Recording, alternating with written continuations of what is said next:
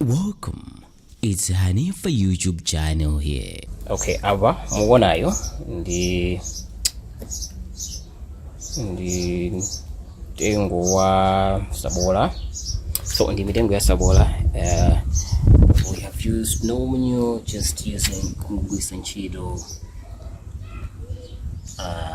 mikozo ya daily nditu kusungunula zika kuti sabola wake wakula chonchi. Yeah, because we've seen videos some going to Amalawi Ayamba bereka Ayamba kale Amalawi. So mapangidwe ake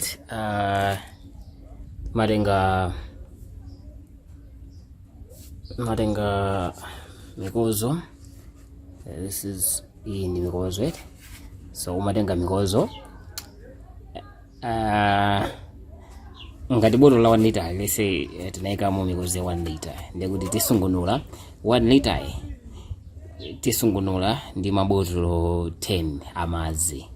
Ngati mufuna kuphatikiza ndi manyowa mutha kutero anthu ena amatero ndithu, komano so far just even kungogwisa ntchito mazi a mikozo kuthira mbewu zikukula bwino ndithu. Feteleza wadula masamu ake ndi amene wawa 70,000 ijayo anthu ambiri sitikwanisa nde basi tu kutero timikozo ta usiku tijato ndi kuti tikuyeneka titenge mabotolo akhozi sina zaze, so we have to titenge mabotolo 4 or 5 tiphatikize.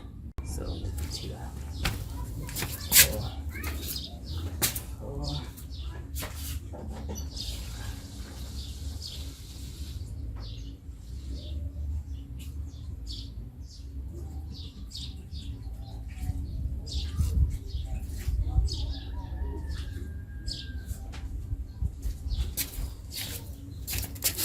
ya kusungulula kwake botolo lijalo kuthira mmene mumu basi awa ndi mazi ndikuthirawo mazi kusungulula tikupanga feteleza wochipa, feteleza amene sakufunanso kuononga makobiri.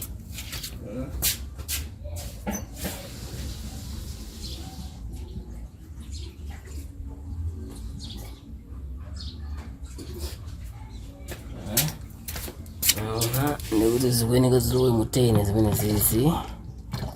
Feteleza uyu ndikuti tikathira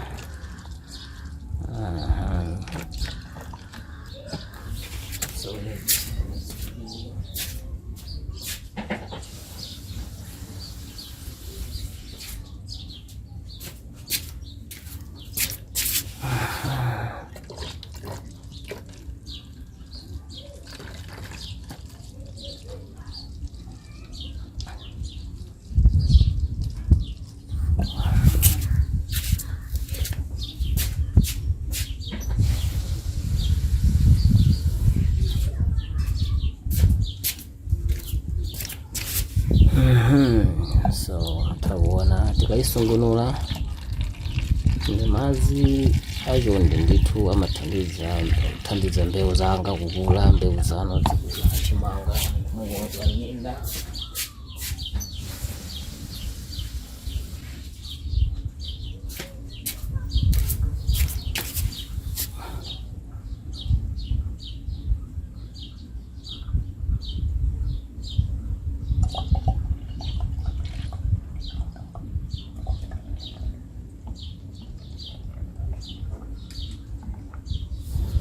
So